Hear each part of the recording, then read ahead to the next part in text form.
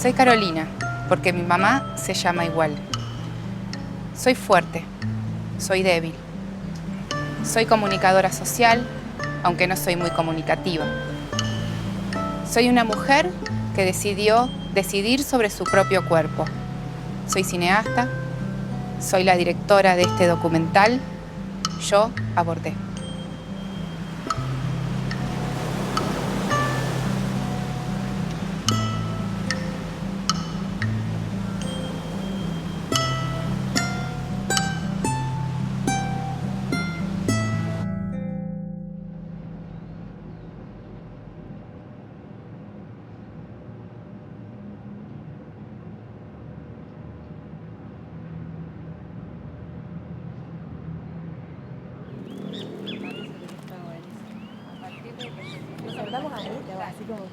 Dale, dale.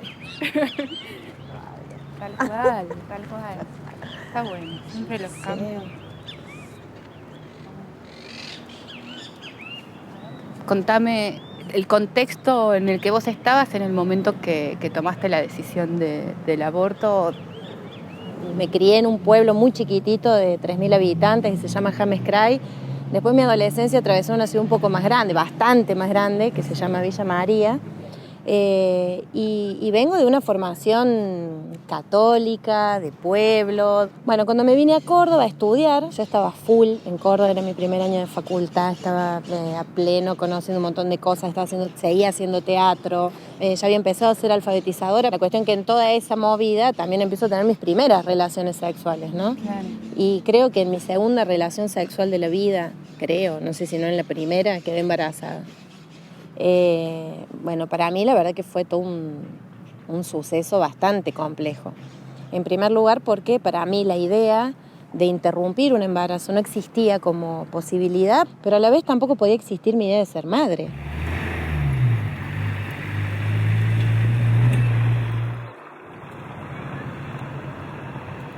Lo hablé con mi mamá. Mi mamá me empezó a decir que, bueno, que había que tomar la decisión de interrumpir este embarazo, que no era nada grave, que no era un asesinato, que ella había atravesado por esa situación cuando ya tenía a nosotros tres, ¿no? Y que con nosotros tres, un cuarto hijo en un contexto de separación no había sido posible. Y me explicó todo eso y, bueno, llorábamos juntas, me abrazaba. Ella nunca había hablado conmigo de esto antes. Claro. Bueno, y finalmente tomamos esta decisión. A pesar de esta palabra aliviante de mi vieja, lo viví con mucha culpa.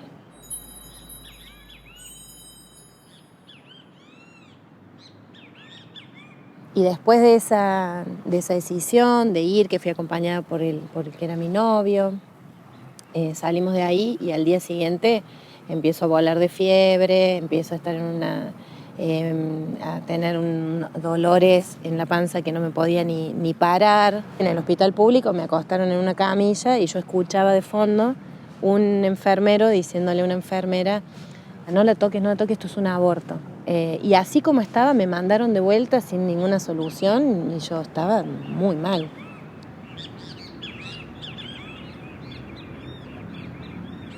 Mi tía Susi buscó a un médico, amigo de ella, que finalmente me internó con un diagnóstico falso en una clínica privada.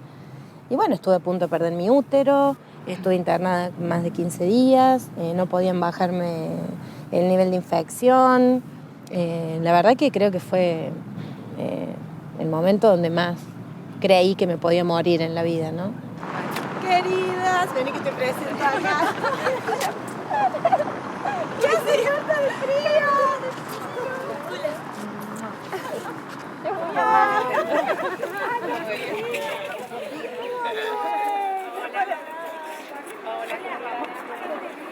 Che, Ana, ¿hay empanadas? ¿Hay algo? Hay que ver.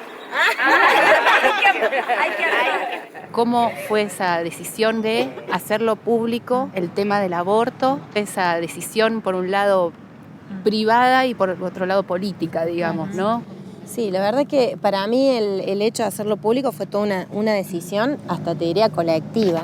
Empezamos a ver que no estaba malo que yo como diputada pudiera contarlo públicamente y desmitificar un montón de cosas, ¿no? Y poder hablar desde otro lugar, porque así como yo a otra chica igual en este momento le estará pasando más o menos lo mismo, aunque esté de acuerdo con la legalización del aborto. Exacto. Y quizá cuando tenga que tomar la decisión, su idea de la maternidad le va a pesar también de una manera muy fuerte como mandato. La política también pasa por el cuerpo. Y cuando hablamos de las mujeres y hablamos de los derechos de las mujeres y no somos capaces de nosotras representarnos a nosotras mismas en ese lugar, o sea, estamos en problemas.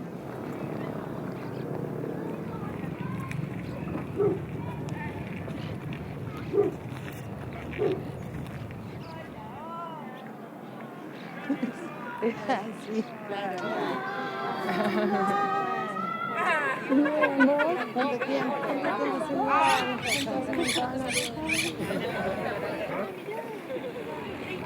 Vamos a ir empezando con este taller. Yo soy de las Juanas de Capital, de Córdoba Capital. Y bueno, la idea de poder juntarnos hoy era poder charlar sobre un tema que seguramente como mujeres nos toca desde cerca, que es el tema del aborto. La idea sería poder conversar si algunas conocemos personalmente a alguna mujer que ha atravesado por un aborto, se ha realizado una práctica. ¿Cuántas somos acá? 2, 4, 6, 8, 10, 12, 18, 20, 22, bien, 26 más o menos. ¿Y cuántas conocemos? A ver. Bien. Bien, somos como muchas, como la mayoría, ¿bien? El aborto en sí es una intervención que con los debidos recaudos no es peligrosa, digamos. La clandestinidad, el silencio, la criminalización, la culpa, hace que uno no se vaya a hacer ver incluso después del aborto. Sí, creo que cuando en tiene realidad que es nuestro ver, derecho. Pero también la desigualdad genera esta situación, porque como decís, o sea, la clandestinidad te lleva a eso. Pero me salvé, porque hubo recursos, porque hubo posibilidades, porque existió un entorno y porque existió el dinero para que me salve.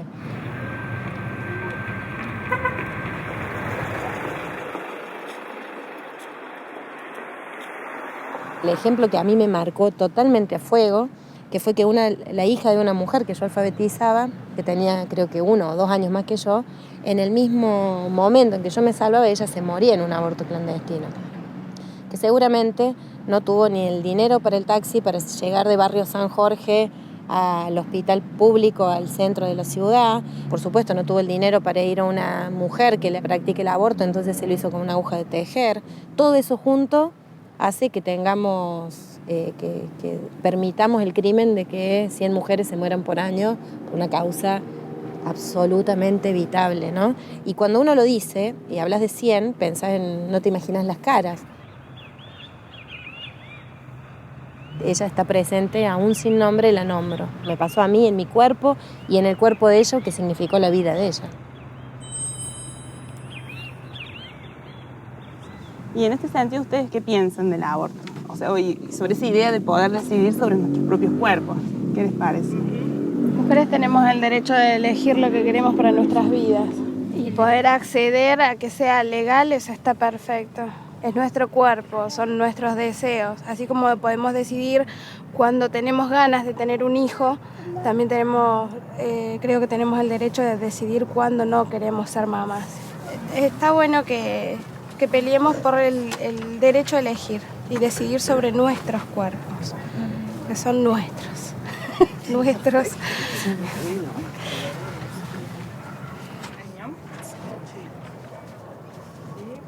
¿Y por qué creen que se genera tanta oposición, digamos, en la sociedad? ¿Por qué creen que hay esa oposición? Yo pienso que está muy metida la iglesia, la religión católica en eso. Y eso es lo que nos lleva muchas veces a decidir cosas que no queremos. El no aceptar, el no hablarlo y el callar también es parte de eso. O sea, no aceptar y hacer como que no existe. Pero también es un negocio. Guarda todo de la manito, ¿no? Porque ha habido médicos que te dicen, no, yo acá no te lo puedo hacer, pero arreglamos por otro lado, y un mismo médico cuando le pagás, te lo hace. Cuando nosotros hablamos de la legalización y de la despenalización, me parece que existe todo el derecho de la mujer, el derecho incluso, te diría, a exigir que socialmente se nos acompañe, que el Estado nos acompañe en cualquiera de las decisiones, ¿no? O sea, si yo decido ser madre, también quiero que me acompañen socialmente. No quiero que si tengo 17 años y deseo ser madre me estigmaticen en la escuela, me estigmaticen en mi familia, me echen de no sé dónde, no pueda salir a bailar más. Así como tengo el derecho a no ser estigmatizada si decido llevar adelante eso, también tengo el derecho a vivir libremente si decido no avanzar en esa dirección, ¿no? Lo que sí está claro, que las mujeres en esta sociedad valemos más por madres que por mujeres y que nuestro proyecto de vida se ata generalmente a que seamos madres y no a que seamos mujeres, que son cosas diferentes, ¿no? ¿A cuántas de nosotros nos cuesta todavía hablar del sexo? Nos cuesta hablar de lo que sentimos, de lo que queremos expresar, de lo que queremos ser como mujeres, porque, a ver, el rol nuestro es ser mamá. El rol nuestro es estar en la casa, cuidar al marido, cuidar a los hijos, y parece que el placer para la mujer está negado cuando en realidad es algo que sentimos y es re lindo sentirlo y gozarlo. Entonces, y no se nos educa para eso. Bueno, pero ahora hay muchos métodos anticonceptivos, hay preservativos, hay muchas formas de estar evitando un embarazo. Va en cualquier asistencia social y conseguir los remedios.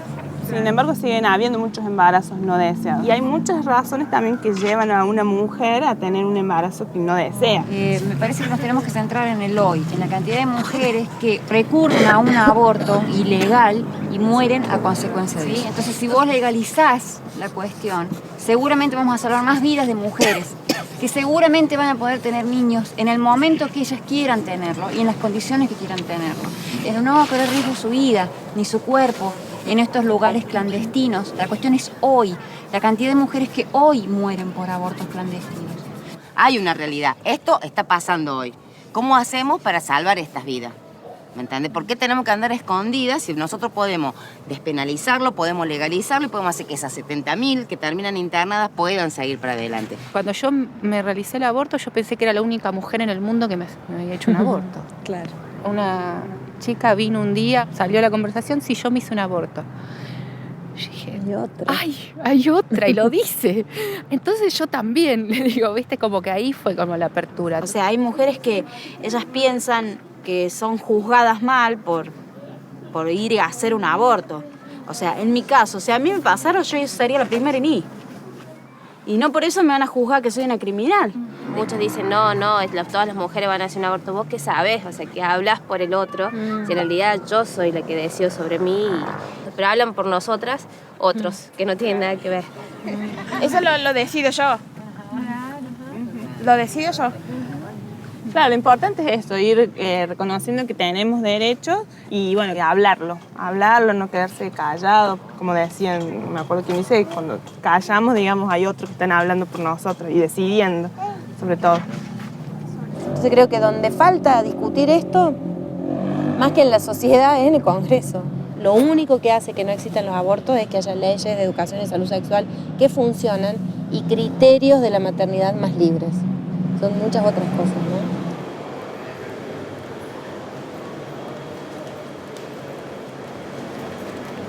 Soy la nieta de Adelina, a la que siempre le dije Ina. Soy la hija de la Choli, soy hermana de la Nacha, soy comunicadora social, pero cuando era chica quería ser actriz o quería ser cantante. Soy la tía del Chicho, soy amiga de un montón de mujeres que son muy distintas entre ellas. Soy la mamá de Lucía y soy una mujer que quiere cambiar toda la realidad injusta. Soy una militante. Los mitos no son sonsos. Es decir, se construyen a través de un saber popular, un sentido común, y lo que hay que hacer es analizarlos. La experiencia traumática en relación con el aborto, en general, es la experiencia del embarazo involuntario. El trauma ocurre, el trauma psíquico ocurre cuando una mujer se da cuenta de que quedó embarazada sin proponérselo, sin darse cuenta, sin haber tomado las medidas de protección para no quedar embarazada. ¿Cómo pude ser tan tonta? Una reacción muy común y es un hecho traumático. Un embarazo involuntario es un hecho traumático. para la mayoría de las mujeres.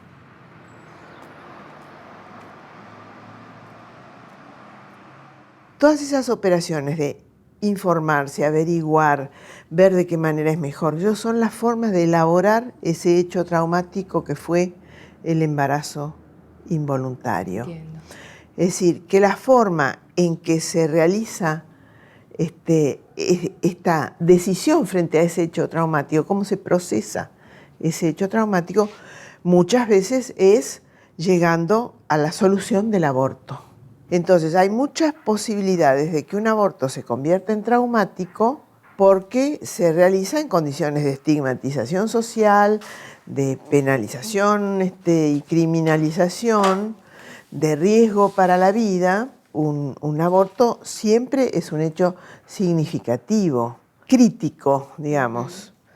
Es decir, para muchas mujeres es la oportunidad de reconstruirse en un lugar más consciente de sus propios deseos y proyectos. Contame de dónde venís, hace cuánto que estás en Argentina. A ver, yo estoy viviendo en Buenos Aires desde el 2009. Llegué a medio año y empecé la carrera de fotografía.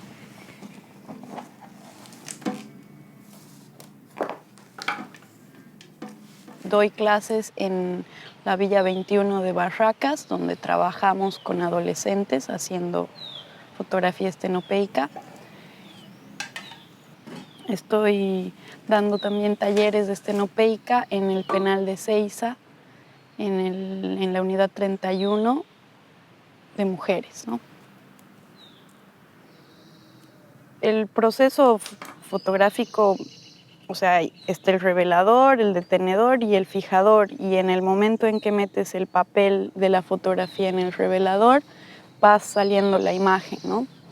Y ese instante en el que ellas ven aparecer su imagen en el revelador es una cosa fascinante, ¿no? Ellas mismas al principio no lo creían.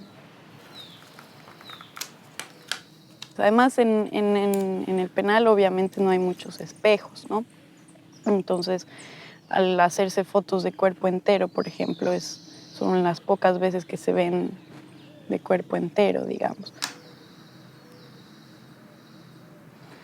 Y el único espacio donde podemos hacer fotos, porque necesitamos luz del sol, es un patio muy chiquito de 5 metros por 2 metros, más o menos.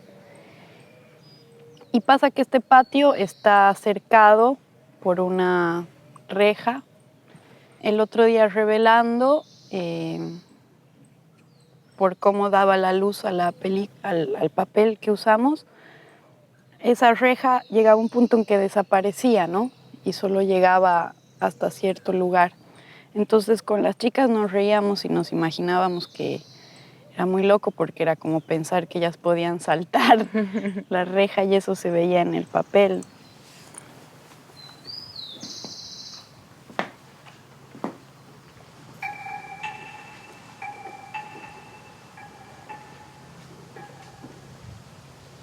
Desde que me contaste estas experiencias ahí en ese taller, estuve pensando en los diferentes modos y en las diferentes capas que tiene la invisibilización y también el tema de la opresión de los cuerpos de las mujeres especialmente, cómo nos oprimen de diferentes modos y en diferentes niveles con diferentes circunstancias. Contame un poco vos cómo viviste Claro. la experiencia del aborto. Yo ya no estaba saliendo con la pareja que tenía, que a estas alturas pienso que no sé si se le podría llamar pareja, pero ya no estábamos juntos. Justamente mi mamá, que es muy perceptiva, me preguntó si ya me había venido mi periodo. Entonces, en el momento en que ella me pregunta, yo me pongo a llorar y mi tía se contactó con un amigo médico en un lugar que es nuevito en Bolivia, que funciona hace poco, que justamente tiene esta idea de desmedicalizar la atención a las mujeres, ¿no? Entonces al día siguiente hicimos este contacto. Recuerdo que no fui al médico con mi mamá porque es un poco nerviosa. Entonces me acompañó mi tía y una amiga de mi tía. Entonces, nada, yo considero que el aborto es pues un negocio en el que, y las que lo tienen que pagar en general son las mujeres más humildes, ¿no? Yo tengo la suerte de ser de clase media alta en Bolivia, de que mi tía tenga esta información y este contacto, que conozca esta red de médicos que están trabajando, que es bien interesante porque es como una cosa que todos saben, pero que nadie dice, ¿no? Las mujeres que tienen acceso y esos contactos pueden acceder a este tratamiento y pagarlo, ¿no? Claro.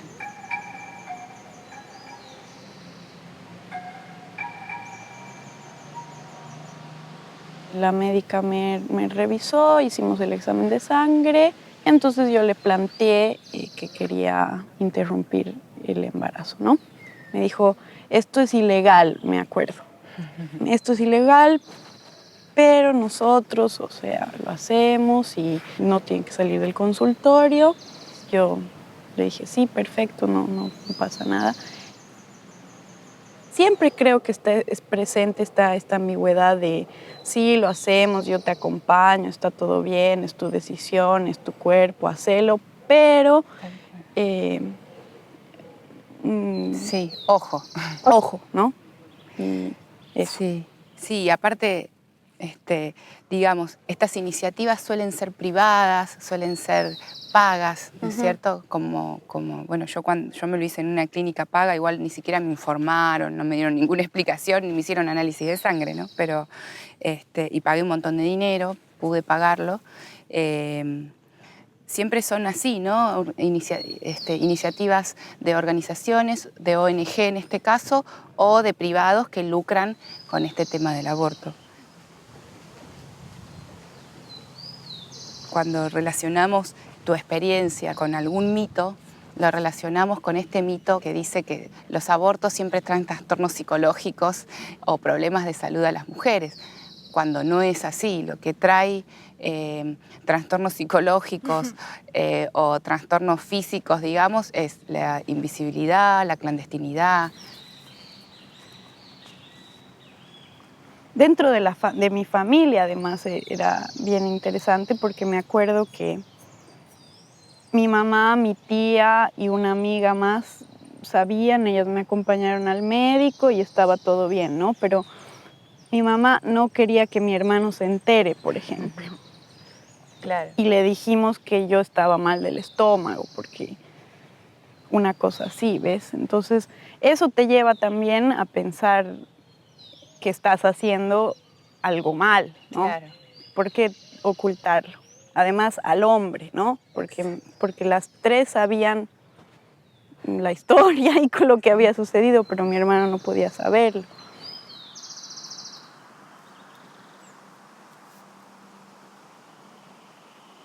No está permitido, digamos. Está completamente prohibido hacerlo visible, ¿no? Podés hacerlo porque se sabe, por ejemplo, que está esta organización, acá se sabe que está la organización donde te dan un montón de información, la línea Aborto tu decisión, se sabe que se compran pastillas, se sabe que hay clínicas, pero calladita. Claro. Pero calladita.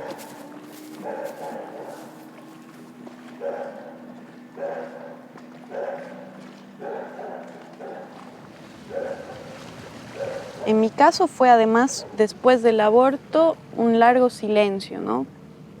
La única manera que yo creo que esto puede visibilizarse, dejar de silenciarse, es haciendo cuerpo una misma, ¿no? Diciéndolo, pasa esto, así pasó, y esto de hacer la película, de trabajar con esas mujeres, de crear estas imágenes que estamos creando, es, creo yo, la mejor manera de poner el cuerpo al asunto, ¿no? Y de decirlo.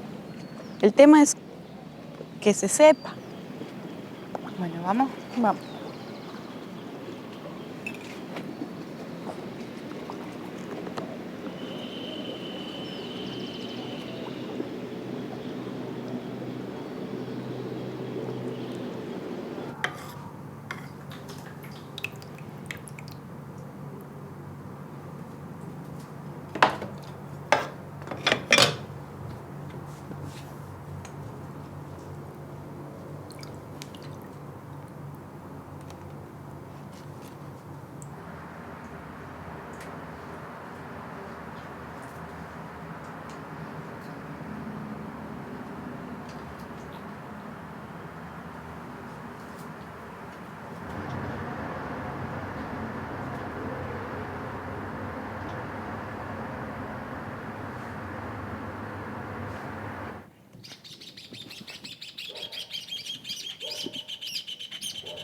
Soy Ruth porque mi abuela se llama Ruth. Nací en invierno, en la fiesta de San Juan, el mismo día que ella. Soy de la fiesta y me gusta el Singani. Soy viajante, migrante por decisión y por placer. Soy muy tímida y me sonrojo fácilmente. Soy de una ciudad que está a 3.000 metros de altura y es profunda como un agujero. Soy boliviana en Buenos Aires. Soy frágil aunque me cueste decirlo. Pretendo demostrar que soy fuerte, pero es mentira. Soy bailarina cuando me dan ganas. Soy fotógrafa y trato de fotografiar desde el cuerpo, sintiendo. Soy hija de una mujer que siempre me dejó elegir, me acompaña siempre y se llama Geli. Mi papá me regaló mi primer libro. Soy una mujer que está segura de las decisiones que toma sobre su cuerpo, porque soy mi cuerpo.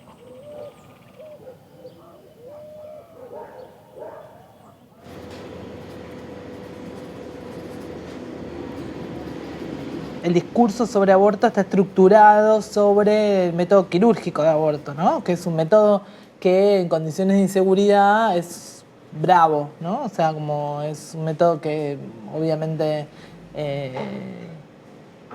que si las mujeres lo hacen en un lugar que no están las condiciones dadas, pueden tener consecuencias graves, y también los métodos caseros, ¿no? O sea, entonces, bueno, obviamente toda la construcción política y visual y todo lo que hace como un discurso político era bastante trágico, ¿no? Claro. El aborto con pastillas viene a revolucionar eso, porque son 12 pastillas que utilizadas bien, es una menstruación hasta la semana 12. Por lo tanto, sí, obvio, la experiencia de abortar cambia radicalmente a partir del misoprostol. Entonces nos parecía que también nosotras en nuestra construcción política teníamos que reflejar eso, que había un cambio de paradigma en el aborto que tenía que ver con la tecnología. A través del discurso de la banalización de la práctica hay también como un discurso medicalizador, ¿no? O sea, a lo que le tienen miedo muchas veces es a nuestro discurso acerca de lo podés usar sola, ¿no?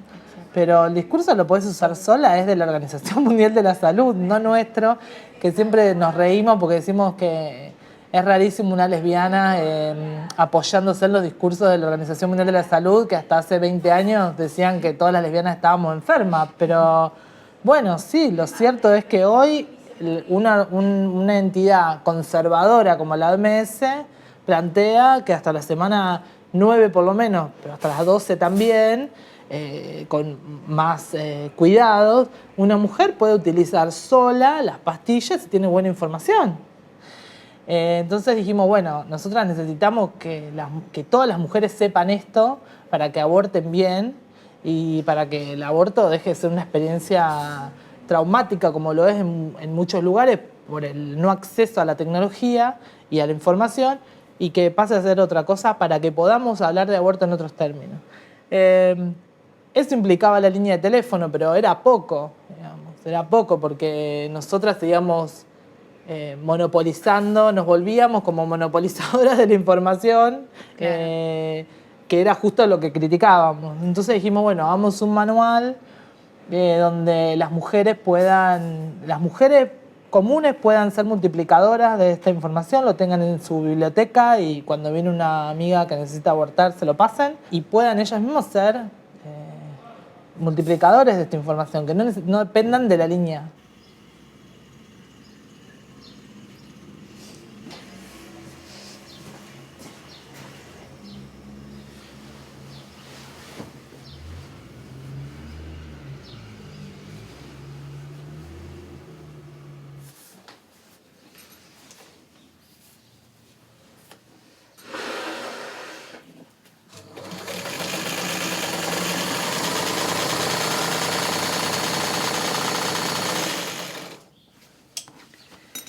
Una puntada preciosa tiene.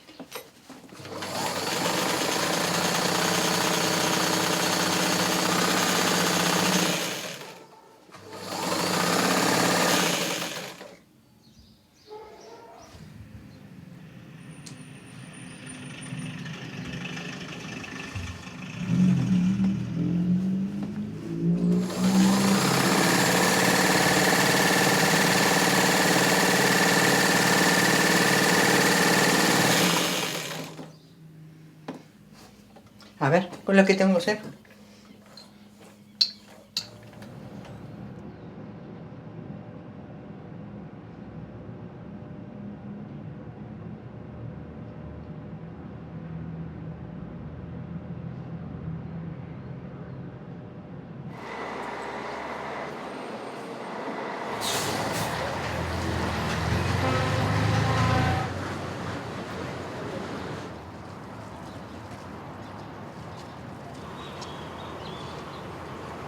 Bueno, mi nombre es Verónica, tengo 29 años, vivo acá en Barrio Saldía.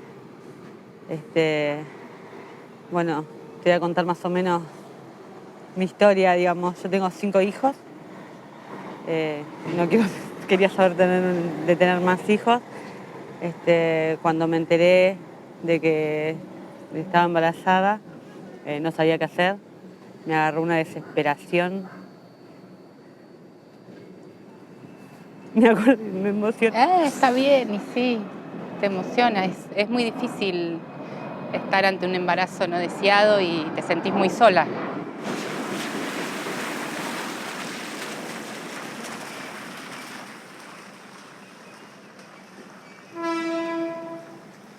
Un día me cruzo a Vane con mi problema, estaba embarazada, no sabía de cuánto.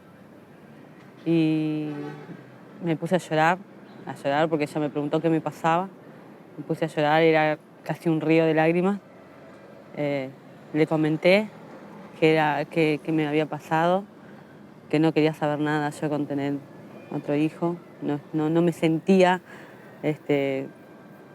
como para tener uno más, porque tenía ganas de estudiar, de trabajar, porque estaba podrida de estar en casa. Quería seguir con el tema de estudio, que era lo más interesante, lo que más me interesaba. Y bueno, ella agarró, me abrazó muy fuerte y me dijo que no me haga problema. Llamó a todas, le dijo el problema que tenía, que me veía mal. Y bueno, cuando se enteraron ellas, me citaron un día cerca de casa y cuando las vi no la podía creer. No podía creer que eran ellas. ¿Por qué las conocías de antes a ellas? Yo las conocí a ellas porque ellas militan en el barrio. Yo soy Romina, soy de la agrupación La Capitana. Militamos acá en el barrio de Saldías y empezamos a laburar una especie de conserjerías, que le llamamos conserjerías de aborto popular. Como organización que venimos laburando en el barrio, digamos, la gente que está cerca y demás sabe que tenemos esa posición con respecto al aborto, de que estamos a favor. Y bueno, y empezaron a aparecer las mujeres como Vero, que, chicas, ustedes están a favor del aborto, pidiendo ayuda, ¿no? Y en ese de pedirnos ayuda, nosotros fuimos encontrando la manera de organizarnos para poder realmente dar una solución concreta. Y bueno, Vero fue como el principio de lo que es la conserjería, digamos.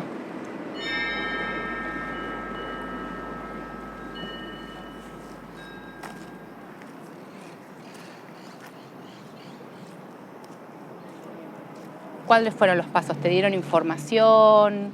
Sí, me dieron información, me dieron un libro y bueno, me puse a leer. Creo que lo leía todos los libros y cuando llegó el momento de hacer todo esto, que ya tenía la ecografía, todo, creo que era la que yo sabía más que las chicas porque me había estudiado todo el libro. Ya si tenés información y unas compañeras que te estén acompañando, sí, no podía creer, se quedaron hasta tarde conmigo, me acompañaron hasta casa después. Estuvieron en todas, en todo momento estuvieron conmigo, me ayudaron, me preguntaban qué necesitaba, si me sentía bien. No, la verdad que muy agradecidas a todas ellas. Y la idea un poco de la conserjería es que tengan la información completa, no solo del uso de misoprostol. Que vayan al médico, que sean las ecografías, que sepan cuáles son los métodos anticonceptivos, que sepan cómo actuar frente a una situación violenta dentro del sistema de salud, qué cosas les pueden decir y qué no, digamos. Uno empieza de manera asistencialista, ¿no? Como que primero querés ayudar y querés que el otro brindarle todo lo posible y después nos damos cuenta que, digamos, que no es la forma y que bueno, que uno tiene que, también lo que se tiene que laburar con los grupos de mujeres es el empoderamiento de las mujeres, con las herramientas que ya tienen y con las herramientas que nosotros debemos darle. No tenemos la ley, pero tenemos el poder de la información, el poder de la generosidad, de la solidaridad, de hacernos cargo cuando tomamos una posición. A nosotros eso nos llevó a hacer este laburo. Nosotros estábamos a favor del aborto, listo, ya está, el titular, ¿no? Sí. Pues, ¿qué hacemos con eso? ¿Cómo lo laburamos? ¿Cómo realmente laburamos esta cuestión a fondo?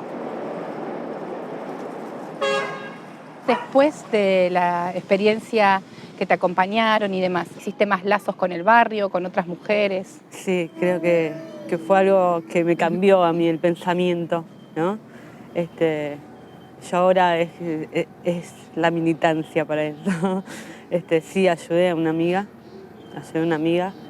y si tengo que ayudar a varias chicas, lo voy a hacer. Me cambiaron tanto a mí como a mis pensamientos. Para mí el aborto era algo feo porque era como que matabas a alguien. Pero después no, después me puse a pensar de que no te podés obligar vos misma a tener algo que no querés. A veces me cuentan, ¿viste? Que tienen miedo de quedar embarazada o estas cosas así. Y yo le digo, no tenés que tener miedo. Lo que tenés que hacer es cuidarte. Y me dice, pero si hay un error, bueno, todos los errores tienen solución.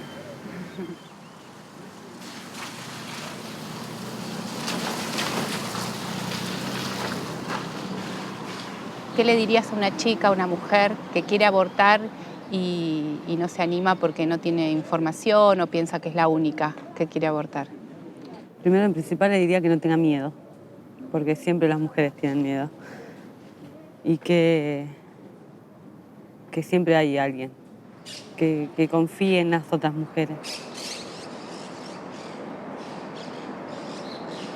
Está bueno cómo entre las mujeres se tejen lazos de solidaridad, de generosidad, de bueno, yo tengo tal que puede conseguir las pastillas, yo las receta, entonces bueno.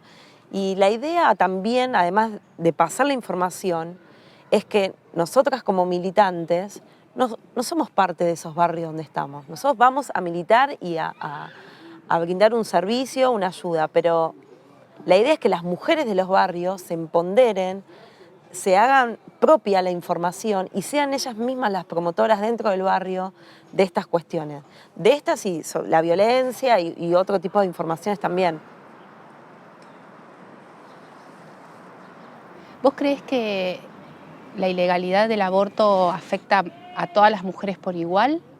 ¿O hay algunas mujeres que por su condición económica o falta de acceso sufren peores consecuencias? Sí. Creo que si el aborto se legalizara, favorecería a todas las mujeres. Habrían menos muertes. Tuve amigas que murieron por aborto ilegal, que no fueron con pastillas ni nada, viste que hay otros métodos, pero más peligrosos. No lo he pasado. Yo pienso que si se legaliza, sería algo favorable para todas nosotras. Acá está en juego la vida. No estamos hablando de otro tipo de desigualdades donde no se pone en juego la vida. Acá se pone en juego la vida y bueno, es la gran hipocresía que rodea esta cuestión, ¿no? Que la atraviesa la pobreza, la religión. Y acá esto es muy claro, digamos, las que se mueren son las mujeres pobres. Desde la Iglesia se dice que no tiene que haber educación sexual en las escuelas porque eso generaría más embarazos no deseados. ¿Es así? Me parece una estupidez. Una estupidez total. Es más, ahora pienso de que a partir de 5º grado tendrían que estar enseñando.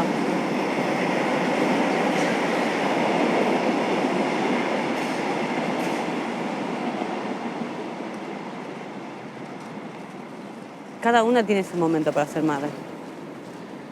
Si tenés 18 años y tenés toda una vida por delante todavía para terminar de estudiar, trabajar, tener tu propia casa, donde, o sea, estar bien acomodada, estar bien económicamente, sí.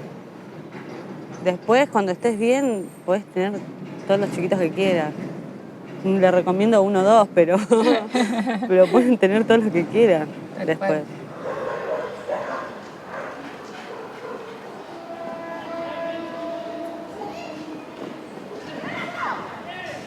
¿Qué pasa con los varones en relación a la asesoría? ¿Colaboran, se suman los varones en general del barrio?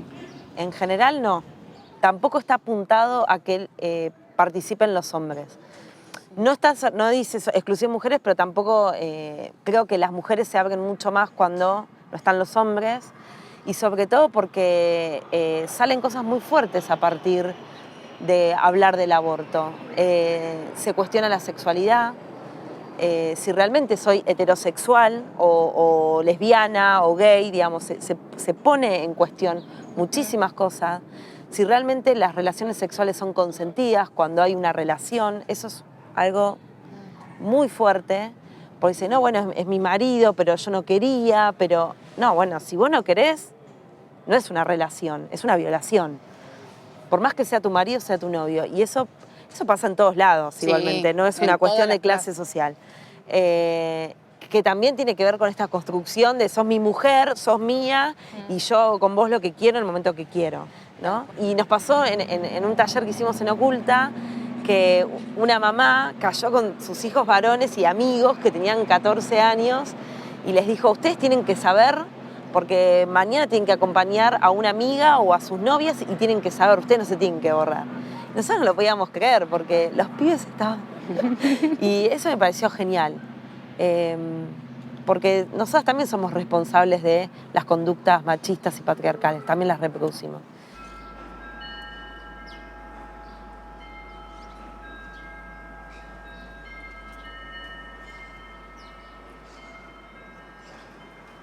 A partir de que vos tenés de tu experiencia con la interrupción del embarazo y que tenés más información, ¿también crees que les vas a criar a tus hijos de mejor manera?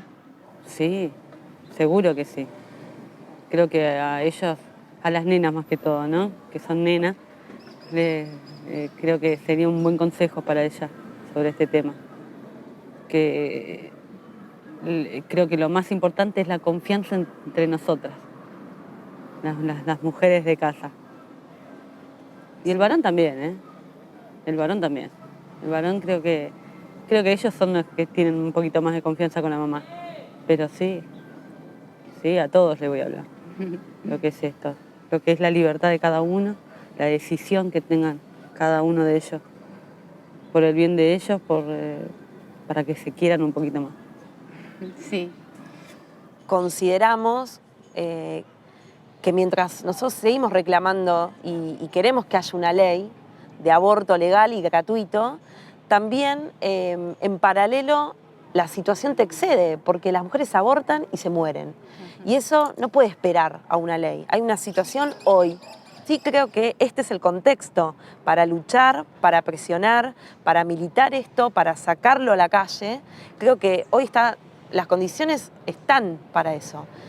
La lucha se gana en la calle. Tenemos que salir más de los cafés, las universidades también, pero venir acá al barrio, a laburar con las mujeres, empoderarlas y hacerle conocer sus derechos.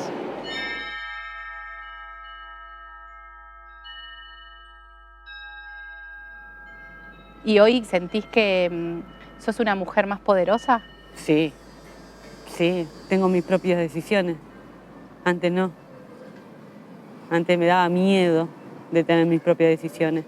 De decir, bueno, mi pareja no quiere, bueno, vamos a aceptar lo que mi pareja quiere. Pero no es así. Es mi cuerpo. Es lo que yo quiero.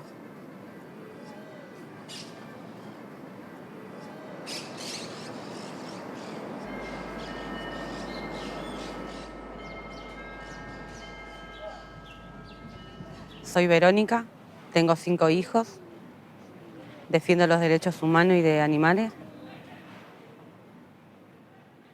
Hay un deseo que trasciende todos los miedos o todas las culpas o... Bueno, porque es muy difícil de admitir el deseo de abortar. Parecería que el deseo solamente puede estar conectado con tener un hijo. Y no, y el deseo de abortar se oculta, se disimula, se condena, se castiga.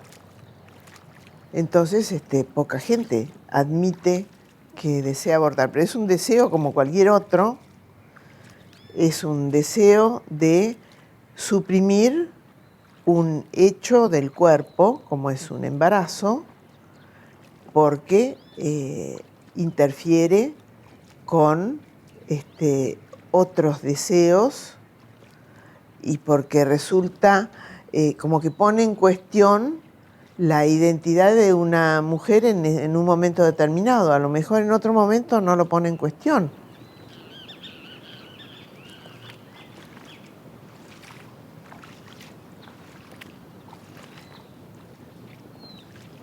El deseo de abortar es un deseo como cualquier otro de restablecer algún tipo de proyecto, de imagen de sí misma que adquiere peso, fuerza suficiente como para encarar el aborto en condiciones que a lo mejor son las peores condiciones.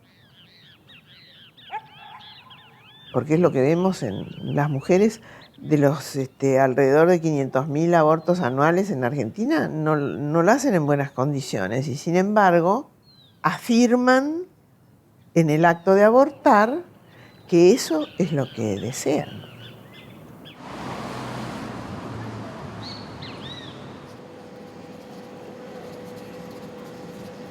Yo soy militante feminista, lesbiana, peronista desde toda la vida.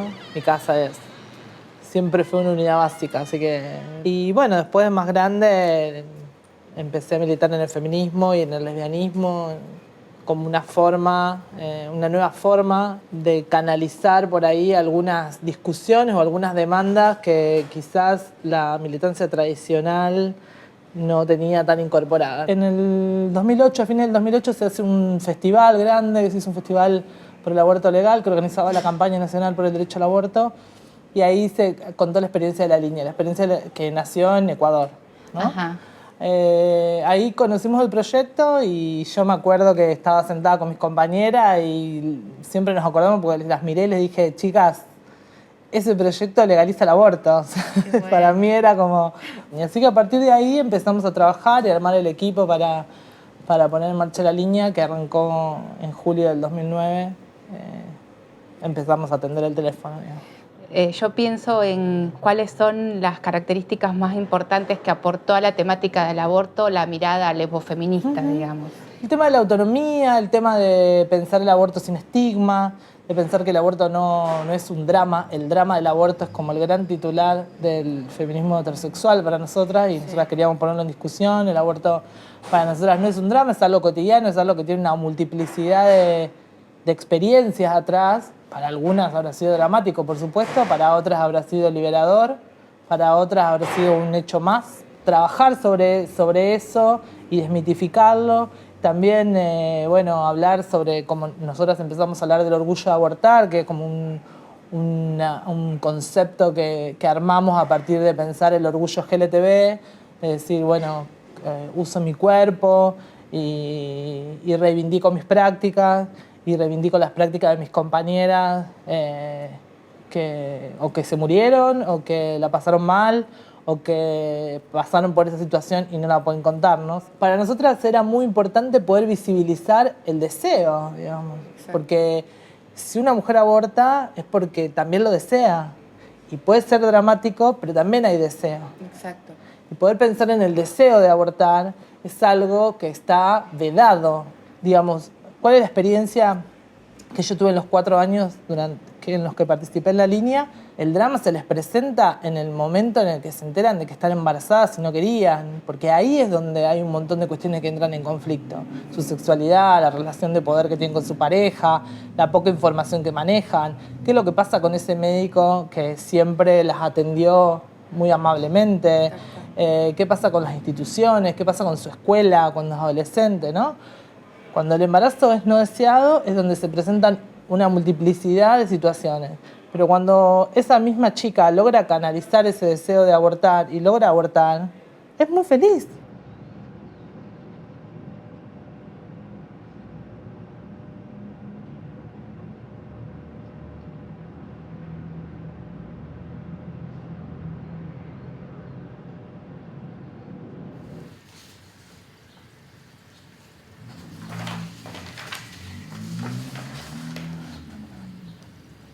Tenía un marrón por acá.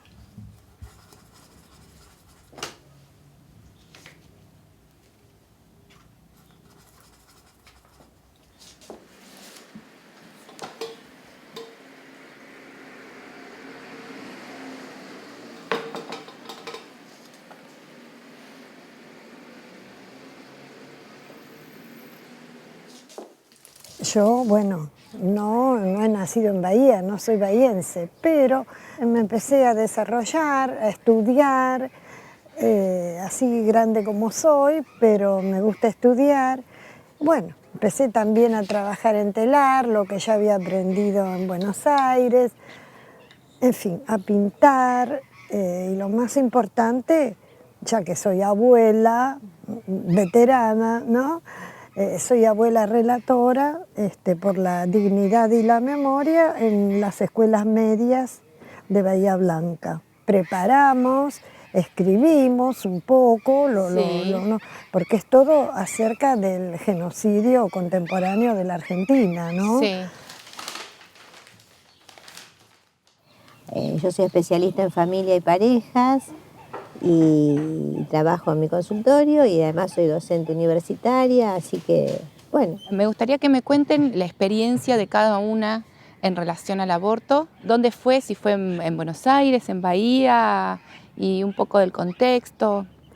Cuento, yo me casé muy jovencita y estuve 14 años casada, o sea que fui separada. Sí. Y después el que fue mi marido muere muy jovencito también. Sí. De manera que yo quedé sola con 2 hijas. Fui muy feliz con mis 2 nenas. La casa se llenaba de adolescentes, como de chicos chiquitos. Bueno, como era muy joven, luego empiezo a salir. Claro. ¿No? Y sí, salí con algunos novios de turno, porque esa es la verdad, una mujer muy joven, ¿no? Y en una tomaba pastillas de las primeras, ¿no? Y bueno, las tomo. Y es de aquí que como no... Se ve que como eran las primeras, hasta me acuerdo el nombre, como que fallaban. Quedo embarazada. Ay, fue para mí un horror, por eso yo recargo con lo que a mí me gustaban los chicos, jugar, andar con ellos. Dios mío, cuando me vi así, cuando me di cuenta, fue algo, y yo tenía ya, que murió, una gran amiga, y yo, la única que supo en ese momento, ¿no? Sí. Por favor, ayúdame, porque no sé qué hacer. Y bueno, esa es la amistad. Sí.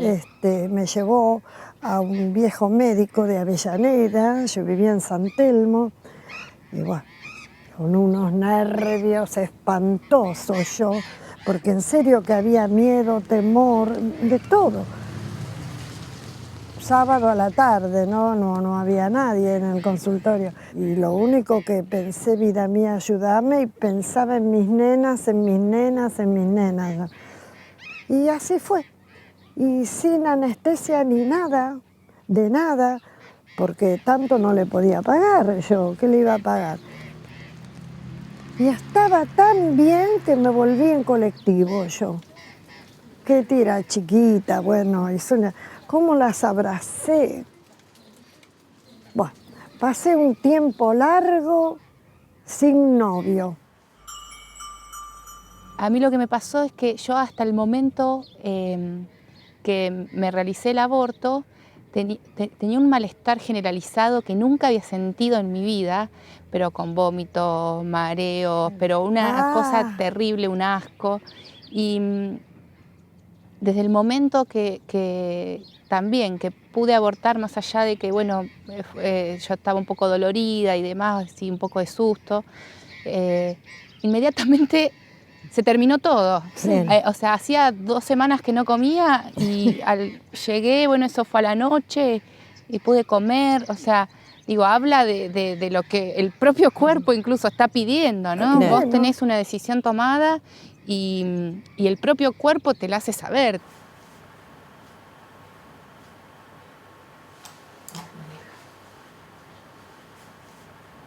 Quedé embarazada, tendría ya 42 años.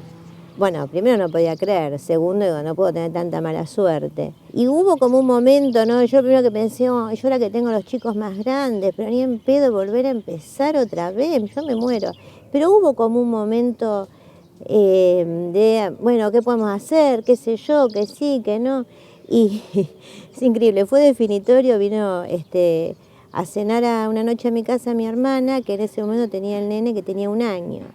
El nene se la pasó llorando todo el tiempo, ¿no? Y Carlos y yo nos miramos y dijimos, no, ni en pedo, otra vez por esto, basta, ya estamos grandes, Carlos me lleva a mí 10 años. Y además ya estábamos, viste, como teniendo ganas de hacer un montón de otras cosas. Yo tenía un médico ginecólogo. Sí. Yo la verdad que no sabía cuál era su orientación, así, filosófica, moral o lo que fuere.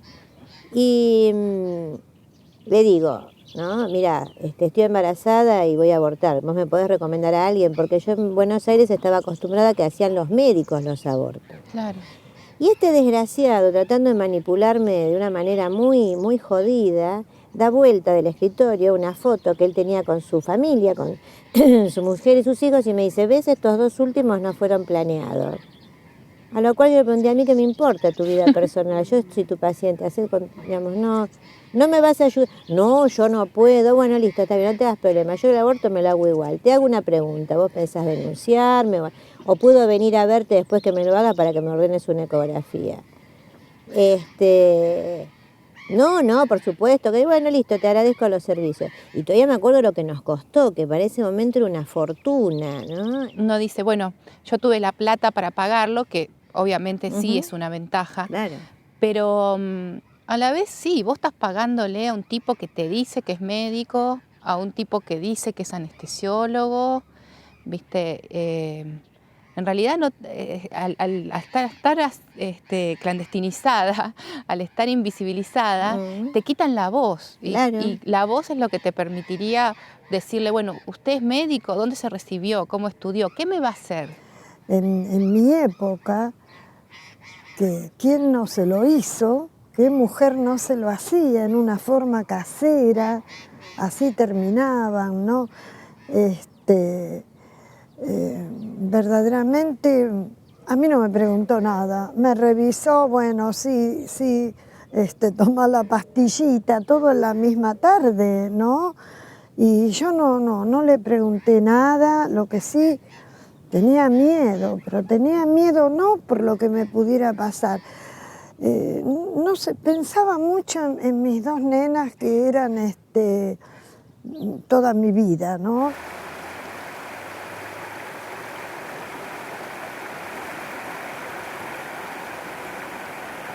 Muchas veces uno no lo puede contar porque es tan culpabilizadora la mirada, ¿no? Si una queda embarazada es porque es una tarada que no se sabe cuidar, que cómo se descuidó, que cómo no lo pensó, ¿no? Sí. Es curioso como no hay una nula responsabilidad de los varones sobre sus espermatozoides. Sí. Hoy en día los hombres, a los jóvenes, cuando empiezan su vida sexual, les cuesta ponerse el preservativo, te podrás imaginar antes. Yo crecí escuchando que las mujeres entre nosotros nos odiábamos, competíamos, no éramos buenas amigas, ¿no? Y lo reproduje mucho tiempo a eso. Y después, con el tiempo, especialmente realmente cuando empecé a interiorizarme en el tema de género y demás, empecé a mirar las circunstancias de mi vida, y las circunstancias más felices y más tristes o más difíciles siempre estuvieron acompañadas de mujeres. Yo creo que el terror a que las mujeres nos unamos, la historia de las brujas, las cofradías, no sea cofradía, porque frates es masculino, pero esta cosa de los aquelarre, ¿no? Las mujeres unidas y qué sé yo, creo que ha sido el gran terror, digamos, de políticas patriarcales, no sé cómo decirlo, de una manera de ejercer dominio. Entonces, bueno, si somos competitivas, si somos jodidas, si nos celamos, si nos envidiamos, y si nos separamos, hay también justamente todo un conocimiento que no se distribuye entre nosotras, ¿no? A mí me interesa hablar el tema de que la penalización del aborto o frena los abortos. La penalización del aborto frena los abortos, ¿no? O la ilegalidad del aborto frena los abortos. Y me interesa hablarlo con ustedes porque veo que en diferentes momentos, en diferentes circunstancias, 2 mujeres decidieron abortar y abortaron. ¿Por qué creen que se mantiene esta creencia? Fíjate que es tan hipócrita porque como las mujeres siempre abortamos, la sociedad médica, médico ético, religioso y qué sé yo qué más, lo tolera, ¿no? Yo creo que desde hace obviamente milenios, pero con una mirada casi despectiva, ¿no? O sea, lo toleramos, eso que no nos gusta, no lo legalizamos, no le permitimos a las mujeres que públicamente, porque sabemos que escondidamente, privadamente, sí lo hacen. Y eso también está todo tapadito, ¿no? Pero así, el disciplinamiento, además en lo público. Tal cual. Y pero en lo privado, todas sabemos que se abortó y la sociedad y los médicos miraban para el costado, pero sabían que eso estaba.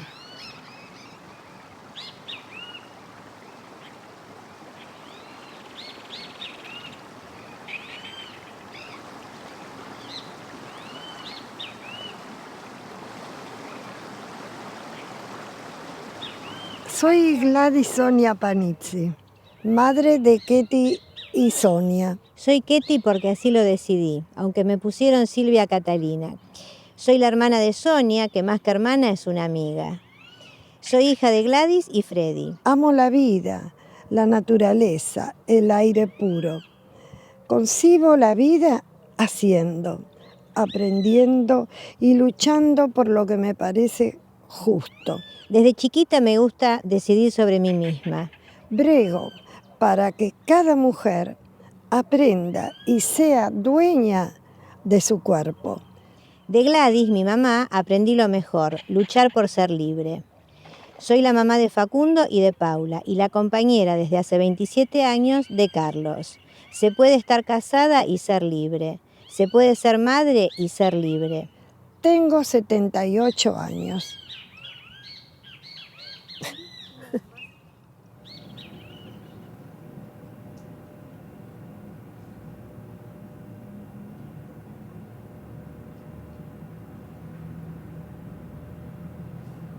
Cuéntenme un poco sobre la organización, cómo empezó, cómo se empezó a gestar.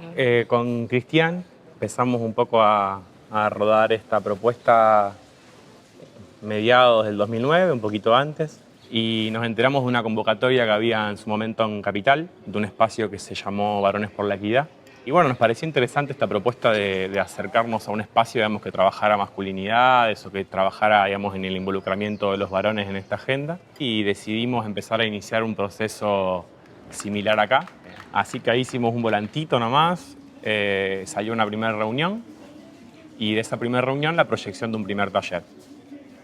Y ya a mediados del 2009, digamos, se decide iniciar un proceso autónomo de ese espacio de Varones por la Equidad, denominándonos Colectivo de Varones Antipatriarcales.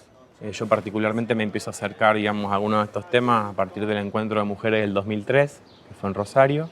Pasaron un montón de cosas en esa marcha que para mí son marcas importantes, digamos, que, bueno, la primera recepción, de llegar a la columna, de que nos pusieran el pañuelo, de las sonrisas, de algún que otro aplauso, de una primera complicidad. Y me pasó que 200 metros después una compañera se me para adelante y me dice, ¿y vos qué carajo haces acá? Me pareció muy interesante porque es una pregunta que renovamos constantemente y que se ha incluso colectivizado. Bueno, a ver, ¿qué carajo hacemos acá cuando nos preguntamos por qué estamos luchando a favor de la despenalización del aborto, por qué estamos luchando en contra de la violencia de género?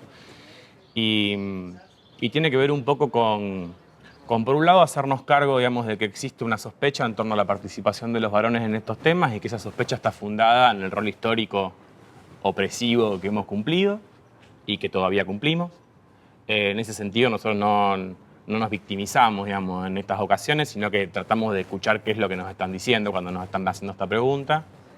¿Cómo empezaron a trabajar específicamente con la campaña por el derecho al aborto o con otras, o si trabajan también con otras organizaciones en relación a la problemática del aborto? Y concretamente en las calles nosotros iniciamos un camino el año pasado aquí en la ciudad de La Plata, convocando a otras organizaciones sociales y también colectivas feministas y de mujeres, intentando darle visibilización en la ciudad de La Plata a la lucha por el acceso al aborto legal, seguro y gratuito. Bueno, y con otras organizaciones hermanas de mujeres es que bueno, nos incorporamos en la lucha de calle, digamos, ¿no? Sí. En eso también, y nosotros como varones en estas secuencias de talleres que vamos a tener también nos interpelamos de por qué sumarnos a la lucha por el acceso al aborto legal, seguro y gratuito. Sí, por ahí también una cuestión es que en un principio nos costaba, digamos, ver hasta dónde, digamos, teníamos que ver con esta lucha o no, o desde dónde teníamos que ver con esta lucha. Digo, por un lado, digamos, poder plantear que hay algo concreto que tiene que ver con que en cada embarazo no deseado hay un hombre involucrado, ¿no? Entonces, si de lo que estamos hablando es de varones heterosexuales que tienen este tipo de relaciones concretas, ¿qué pasa con el resto, no?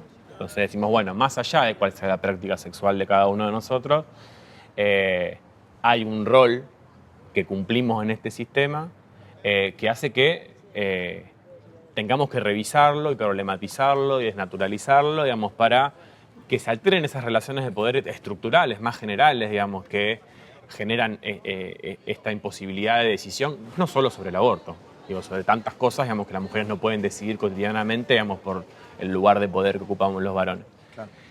Y una tercera cosita que también tiene que ver con esto, que decimos, bueno, cómo el debate sobre la despenalización del aborto a la vez es estratégico para los varones, en el sentido de que nos permite, digamos, poner en discusión nuestra forma de practicar la masculinidad. Y una de las cuestiones tenía que ver con el tema de la empatía. La indiferencia histórica, digamos, de los varones ante la lucha por el derecho al aborto también tiene que ver con esa falta de empatía, ¿no? Con ese desresponsabilización, con eso, bueno, a lo sumo, sí, apoyo, estoy de acuerdo, a dónde hay que poner la firma, pero digo, poner el cuerpo, acompañar procesos, ver cómo eso nos implica, nos altera, nos conmueve, me parece que también tiene que ver con esta búsqueda más amplia y más general y sentir en carne propia, hasta donde se puede sentir, con todos los límites obvios, digamos, que esa lucha no es ajena, digamos. Entonces, el pensar el aborto como un eje que tiene que ver con el ejercicio autónomo sobre el propio cuerpo posibilita pensar más allá de el derecho de las mujeres heterosexuales a interrumpir un embarazo. Que de hecho es prácticamente algo que también plantean, por ejemplo, las activistas trans o travestis que se involucran en la campaña por el derecho al aborto. Exacto. Bueno, acá la discusión es cómo autodeterminamos nuestros cuerpos. Exactamente. Sea para abortar, sea para cambiar nuestra identidad de género, sea para disfrutarlo sexualmente como se nos antoje.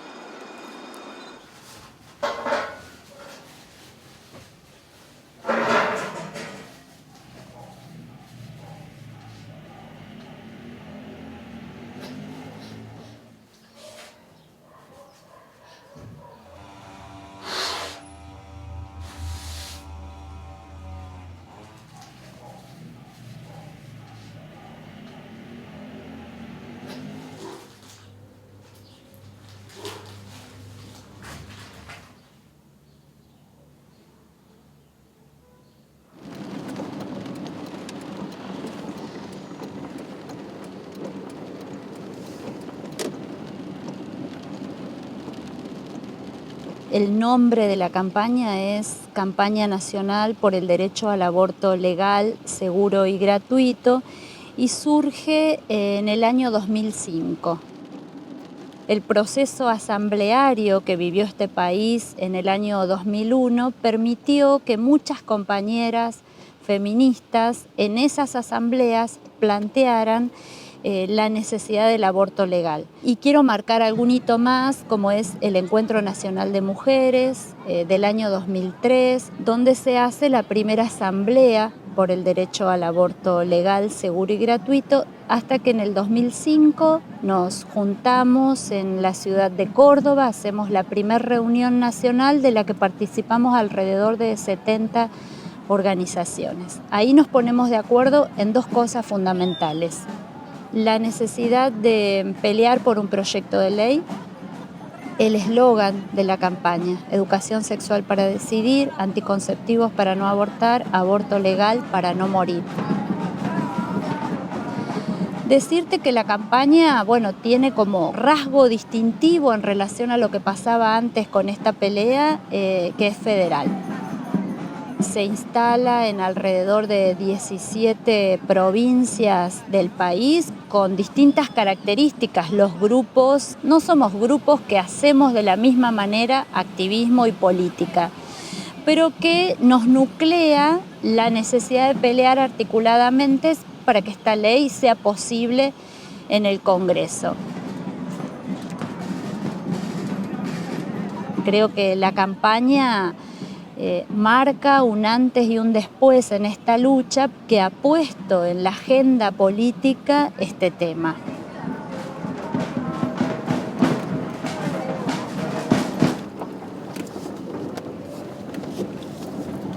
Contame, Ruth, algunas características del proyecto de ley de la campaña. El proyecto de ley se llama Proyecto de Ley de Interrupción Voluntaria del Embarazo.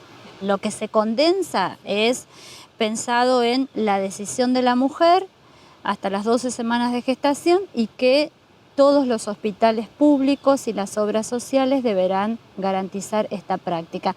Y otra cosa importante es que será penalizado aquel médico que obligue a abortar.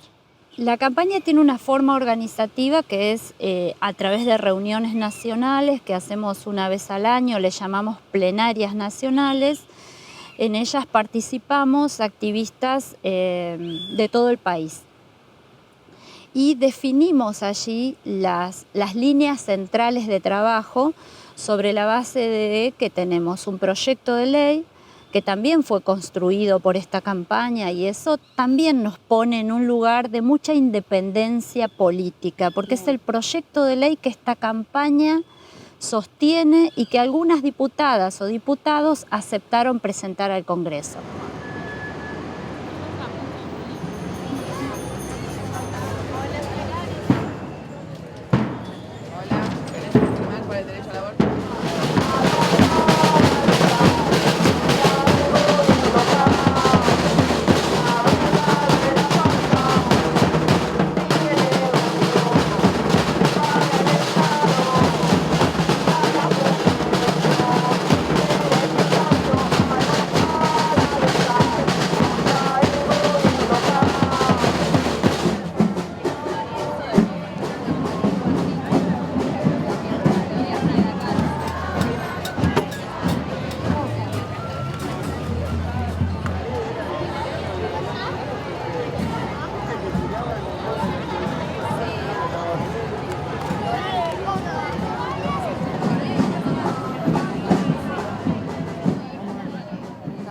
Cerca.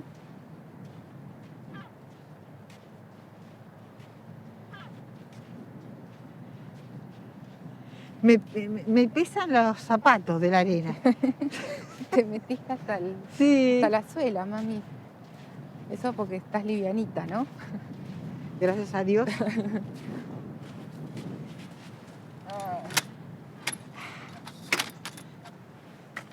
Nos podemos quedar la noche a dormir. Sí, está lindo. Vamos a ponernos más cerca si se va mate.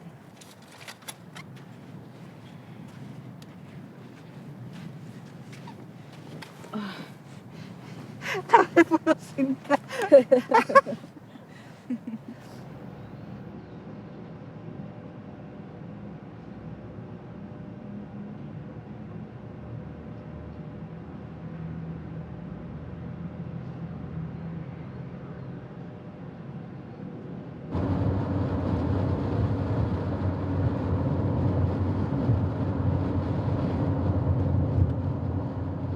Hoy el pueblo mapuche, a la hora de hablar de los derechos que tenemos como pueblo, tenemos, digamos, un montón de aspectos en donde no tenemos reconocimiento del Estado. Sin territorio no podemos hablar de futuro, no podemos hablar cuál va a ser el futuro de nuestros hijos. Walmapu significa todo lo que se ve, todo lo que está sobre un espacio, Y es allí donde está nuestra cultura, ¿no? Podemos hablar de las empresas petroleras, de las empresas mineras, de las empresas forestales, de distintos emprendimientos turísticos, del mismo avance de parques nacionales sobre el territorio mapuche. Pero lo central a la hora de hablar de esto es que el Estado argentino, el Estado provincial, es quien autoriza a las empresas a ingresar en territorio mapuche sin ningún tipo de consentimiento del pueblo mapuche en este caso. Porque de hecho hoy hay comunidades que ya están condenadas a morir con más de 15 metales pesados en la sangre porque la explotación petrolera ha avanzado sobre su territorio de manera irreversible. Entonces el Estado mantiene su economía a base de la explotación, y que es todo lo contrario, lo opuesto a lo que hace el pueblo mapuche. El pueblo mapuche, como dice la palabra mapuche, gente de la tierra, y lo que hacemos nosotros es defender la tierra, cuidar, y no porque seamos dueños, sino porque somos parte. Nosotros no tenemos la concepción de ser dueños de la tierra, por lo tanto, si no cuidamos a nuestra parte, lo más lógico que si la contaminan, también nos vamos a contaminar nosotros. Decidimos hacer, digamos, una ocupación más plena o más efectiva en el territorio ancestral mapuche, y bueno, tomamos la definición de vivir en un lugar que es un lugar estratégico para el control de una de las empresas que hoy afecta a nuestra comunidad. Y por eso es que decidimos hacer nuestra casa en el corazón del yacimiento, por decirlo de alguna manera.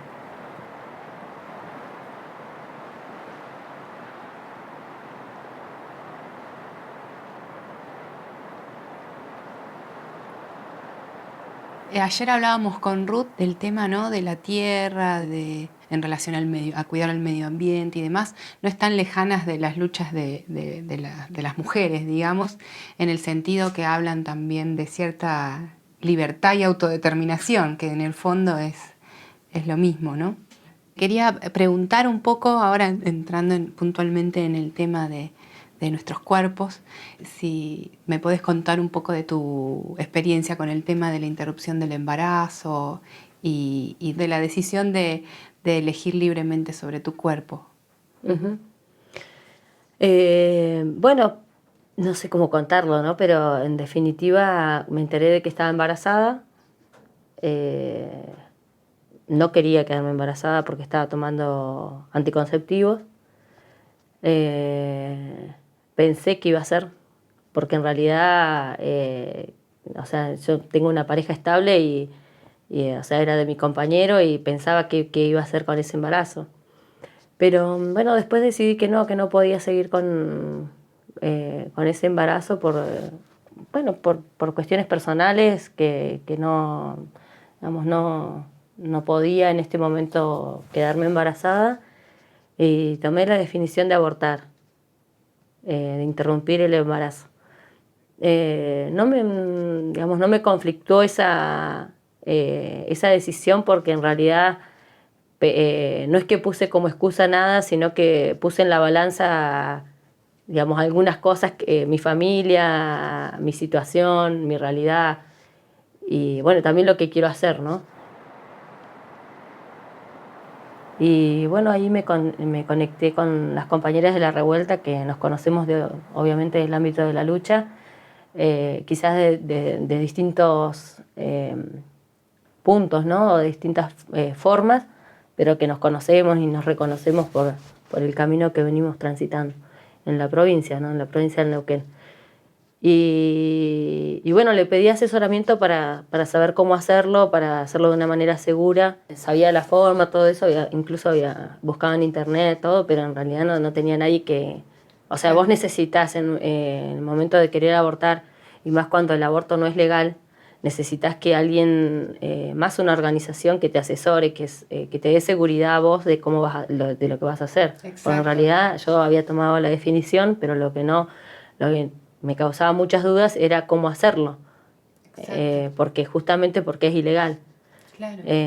Si fuera legal sería todo diferente, porque vos irías, o sea, el sistema de salud te proveería hacerte un aborto. Exacto. De manera gratuita, y hoy no tenemos esa posibilidad. Por eso es que digo, bueno, por lo menos recomendar a cualquier mujer que quiera hacerse un aborto que busque una organización confiable para hacérselo, para que lo asesore. Claro, con la información confiable, que vos sepas que realmente esto es así y que de última podés llamar a algún teléfono y preguntar Claro, si tenés una y duda. el acompañamiento de otra mujer o de un hombre, lo que sea, pero que vos sabés que está ahí, ¿me entendés? Eso para mí fue fundamental. Y bueno, yo decidí utilizar las pastillas por la boca. Y bueno, las utilicé a la noche, antes de irme a dormir. Me acosté, me quedé dormida, o sea, ya... Estaba tranquila. Sí, estaba tranquila. Igual le tenía miedo a la hemorragia, porque, o sea, eso es algo que es muy personal, o sea, vos no podés, no todas las mujeres son iguales. Pero bueno, sabía un poco cómo, lo que me habían explicado que se consideraba una hemorragia y que no, entonces ya de alguna manera sabía si tenía que salir al hospital o no, corriendo o no. Claro. Y bueno, me levanté como a las 6 de la mañana. Bueno, tuve un sangrado donde a mí me pareció que todo lo que estaba dentro había salido. Sí. Y bueno, bien, después me quedé tranquila en mi casa, hice vida normal como una menstruación un poco más intensa, pero una vida normal. ¿Tu compañero te acompañó, valga la redundancia? Todo el tiempo. La primera entrevista fui sola porque en realidad era todo un lío ir con mis hijos, pero sí el acompañamiento de él como parte responsable también de mi situación. Hay como un mito de que las mujeres que abortan siempre son mujeres solteras o muy jóvenes que dicen que lo van a hacer como método anticonceptivo y demás. Yo también, cuando me decidí interrumpir el embarazo, estaba en pareja con un compañero, súper establecida, pero también sentí que no era mi momento. En mi primer embarazo, mi hija, la más grande de 9 años, estaba con pérdidas. O sea, era muy posible de perderlo. Y yo hice todo para no perderme, ¿entendés? Claro. Porque quería ese bebé, no sé, ¿viste? Quería quedar embarazada. No sé si quería quedar embarazada, pero cuando me enteré que estaba embarazada, o sea, no quería perder ese embarazo. O sea, todo lo contrario, no sé, mi etapa en este momento.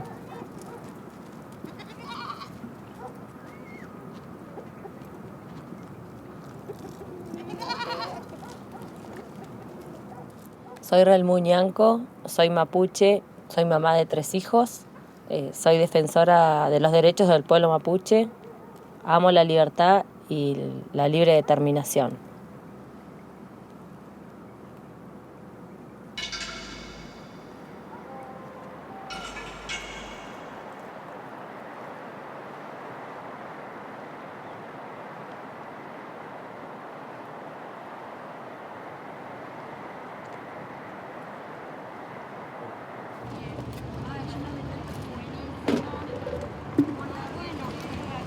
La revuelta, ¿cómo se vincula con la campaña? Nosotras hacemos mucho activismo callejero, mostramos en el escenario público, a través de intervenciones, de performance, la necesidad de despenalizar y legalizar el aborto en este país. Pero también nosotras trabajamos mucho en lo que tiene que ver con debates, en las escuelas, en los institutos de formación docente, en las universidades, en talleres.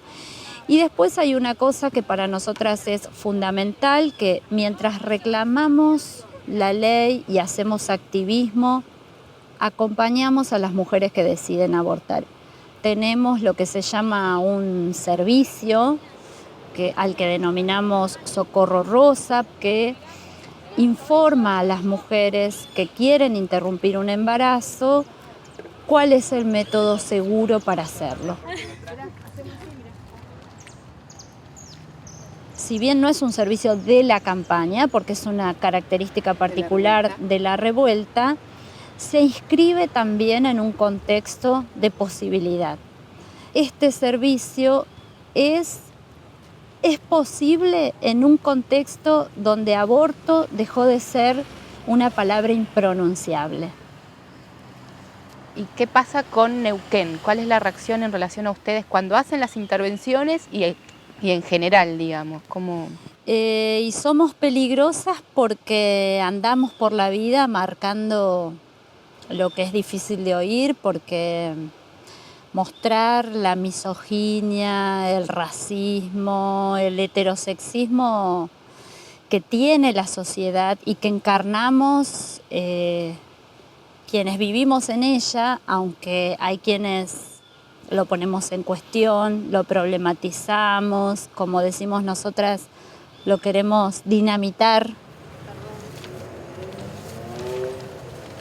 Eso es parte de lo que hacemos cotidianamente. Y después tenemos las prácticas de los scratches y que eso es lo que hace que seamos temidas. Vamos a marcar a un juzgado que ahí hay 3 jueces que dejaron en libertad a un violador, pero también vamos a la casa del juez. Y después, si nos encontramos con ese juez en un estrado judicial porque estamos acompañando a una mujer, cuando termina esa sesión nos acercamos al juez, nos presentamos y le decimos: usted no me conoce, nosotras somos de La Revuelta, hemos ido a su casa la semana pasada a escracharle su casa porque usted tal cosa. Entonces, por supuesto que somos temidas.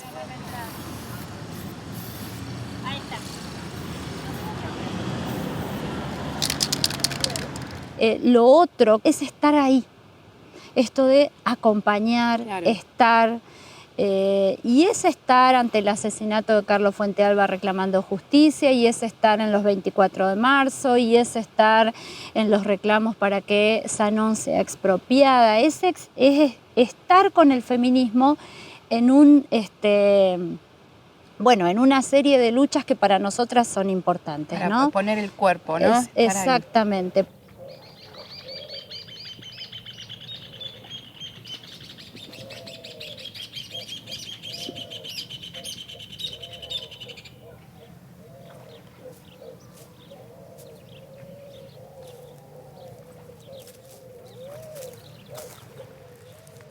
Las que planteamos la necesidad del aborto legal, lo hacemos porque estamos profundamente involucradas con la maternidad. No se puede hablar de aborto sin pensar que de lo que estamos hablando es de la maternidad o de las maternidades. ¿Por qué digo esto? Porque podríamos pensar que defendemos el derecho al aborto legal, sí, porque defendemos la maternidad, porque sabemos, las mujeres sabemos que la maternidad nos cambia la existencia. Sí. Y como nos cambia la existencia, creemos, ¿cuál es la utopía que tenemos? Que la maternidad sea elegida, voluntaria, deseada, esperada, que la maternidad nos humanice. La maternidad puede ser bellísima, pero sobre todo si la deseamos, exacto, si la esperamos, si la ponemos como proyecto posible. Entonces, por eso el aborto tiene que ser una posibilidad.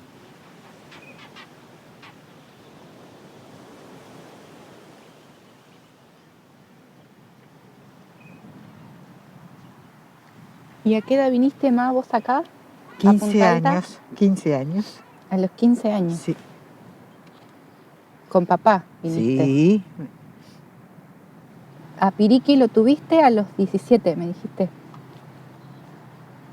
Espera, tuve el primero a los 15, 16 casi. No, 17 y medio. Pero eras chiquita igual. Sí. Te digo que me había quedado un trauma, yo no tengo más. ¿Sabes lo que es esa edad que te mira un hijito? No. Y después, Piriqui 18 y Moni 21. Y después me olvidé de cómo se hacían y te tuve ahora 35. Hasta que recordé. ¿Y cómo aprendiste a ser mamá a los 15 años, 16 años? Porque crié a mis 4 hermanos de los 10. Claro. Y uno que no tenía otra cosa que hacer, porque en el tiempo ese no tenía otra cosa que hacer. Porque mi papá no me iba a mandar a estudiar si no tenía. Entonces yo y tu padre la remamos juntos. Yo tenía 15 y él tenía 23. ¿viste? Me dijo que nunca me olvido. Dice, ¿qué puedo hacer? ¿Qué puedo hacer? Y como dijo Jesucristo, voy a ser carpintero. Mirá, y fue carpintero. Pero era distinta la vida. Eso sí quería que estudien. Que estudien, porque él no pudo. Y papá, cuando vos tuviste a Piriqui y a Moni, navegaba mucho. Y a la sola. Moni la conocí a los 40 días. ¿En serio? Sí. Así grandota la Moni. Ya nació grandota sí, encima. Unas piernas tan hermosas, unos rollos metidos entre los rollitos. Ay, no sabés lo que era la Moni. Todo el pelito pegado de rulito. 4,5 kilos pesó cuando nació. Vos 2 kilos, date cuenta. Piriqui 3,200. ¿Y habías querido ser mamá vos? ¿Siempre sentiste eso o se dio así? Sí. Yo había criado a mis hermanos, pero quería a mis propios hijos. Por eso me casé joven. Es distinta la vida. Vos tenés un estudio, tenés tu lugar, tenés tu trabajo. Y yo lo único que había conocido era la escuela y criaba a mis 4 hermanos y atendía a mi papá que venía a trabajar. No es lo mismo. ¿Y a vos, por ejemplo, te gustaría tener nietos? Sí, me gustaría. Pero no soy obsesiva. Si vienen, si se casan, pero no es que... Sí. Lo que siempre me preocupó y que me agarraba ataque de locura, quería que tuvieran un título. Sí, esto. Tenés que estudiar.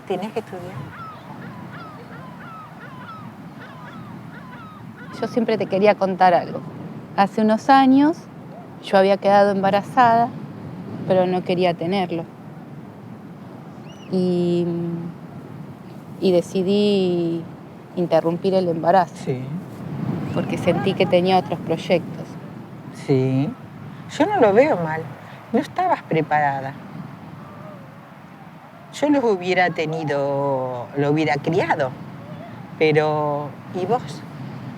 Sin trabajo, con un chico, sin terminar los estudios, ¿qué le podías dar?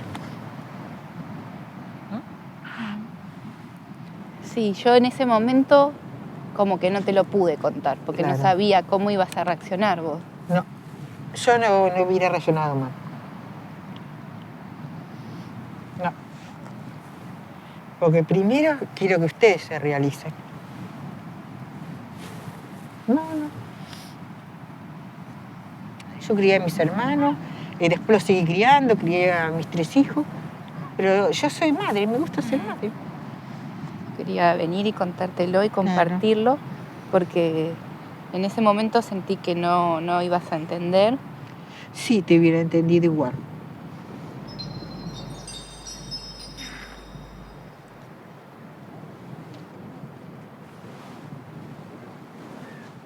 Ahora sí.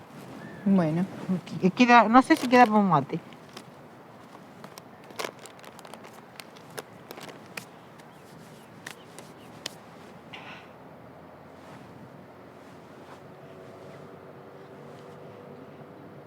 Si nos damos una zambullida.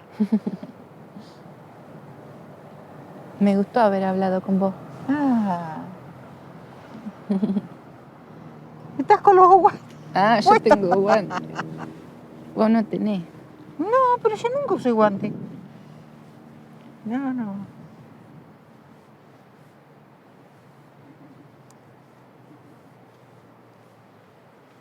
Está hermoso el sol. Sí. De sol y lluvia.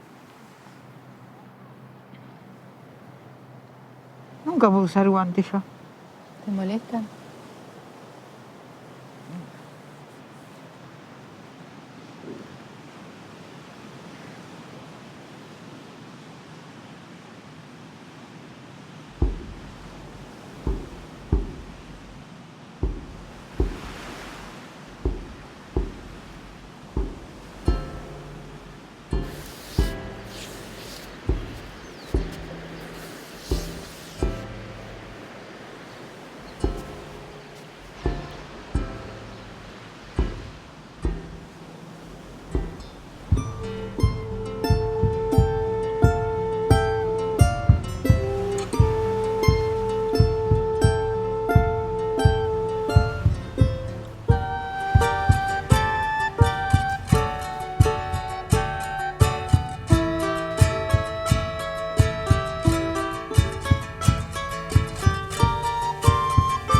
Yo aborté. Yo aborté. Yo aborté. Yo aborté. Yo aborté. Yo aborté. Yo aborté.